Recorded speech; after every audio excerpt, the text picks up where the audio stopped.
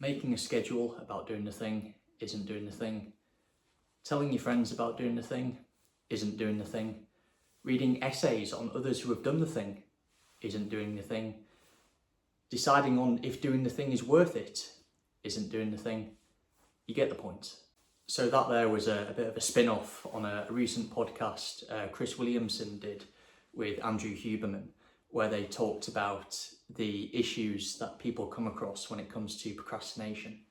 Now, for those of you who maybe aren't aware, the term procrastination basically refers to doing anything possible to put off completing a task or committing to an action.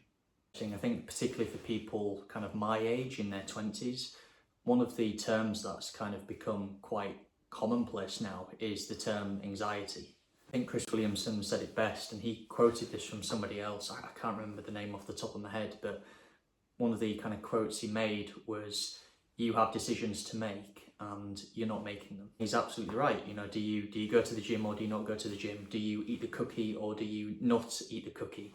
Do you pursue that job that actually might be a little bit more stress and might be a little bit more pressure, but ultimately you know it's what you need to do in order to grow?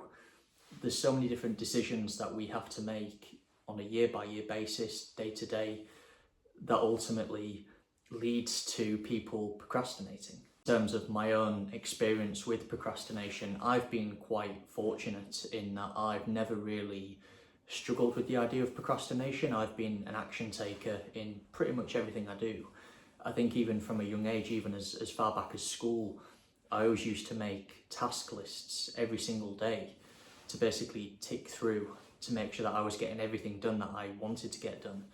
And it's interesting, I remember particularly in my teenage years, it was when I was in sixth form, I used to watch the Joe Rogan podcast daily, pretty much every single day before I used to go to school. And there was one podcast in particular that Joe did with Uriah Faber. For those of you who don't know, Uriah Faber, former WEC bantamweight champion, and a guest on the Joe Rogan podcast many years ago. But one of the points they made, particularly when it comes to addressing procrastination, is to just write things down. Write the things down that you want to do and that you want to achieve on a daily basis as a starting point, particularly if you struggle with procrastination. In terms of trying to deep dive and maybe understand the root cause behind why people struggle with procrastination, particularly in today's day and age, I do think a big part of it is just how convenient and how easily accessible everything is that we do on a daily basis. For example, wanting any household item, you know, many years ago, if you wanted something like, let's say for example, a picture frame, you would have to go in your car, get the bus or cycle, go to your local shop, then search around, try and find the picture frame that you want, and then you purchase it. Whereas if you look at the way life is now, you can literally sit down on your sofa, go on your mobile phone or laptop and just simply order whatever you want, and it'll be with you within the next day from Amazon. Now, I think part of the reason people struggle with procrastination, particularly tying into that point, is because I think people are in a position where they feel like if they just delay doing an action by a day or so, that they'll just quickly be able to get through that action, tomorrow or next week or the next month, and it never happens. And ultimately, that action you're committing of simply delaying it is, that whatever you want to do, that's what leads to anxiety, and that's what leads to the feeling of being frustrated because you know that you're not doing what you're supposed to be doing.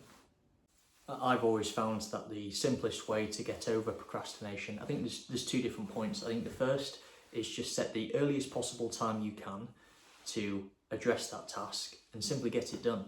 Just start.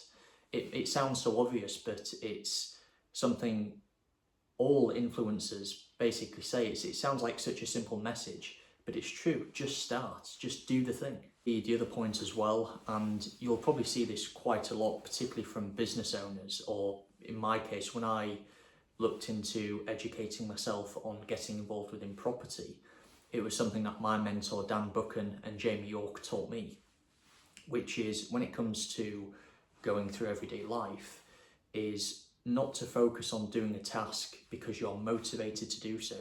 Just do it through discipline. So if I use a recent example, take for example going for a run. going for a run is something that you know is good for you, it will benefit you in the longer term. And in order to develop a routine and develop a habit of going for a run, just go for one every single day. It doesn't necessarily have to be over a long distance. It doesn't necessarily have to be in record time. But if you start, it allows you to build momentum. I guess just tying into that, it's a really interesting point Mike Thurston made a few years ago, which is that a lot of the time people will talk about a negative spiral.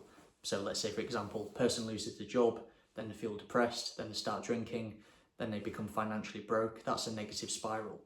But what a lot of people don't talk about enough is the idea of a positive spiral.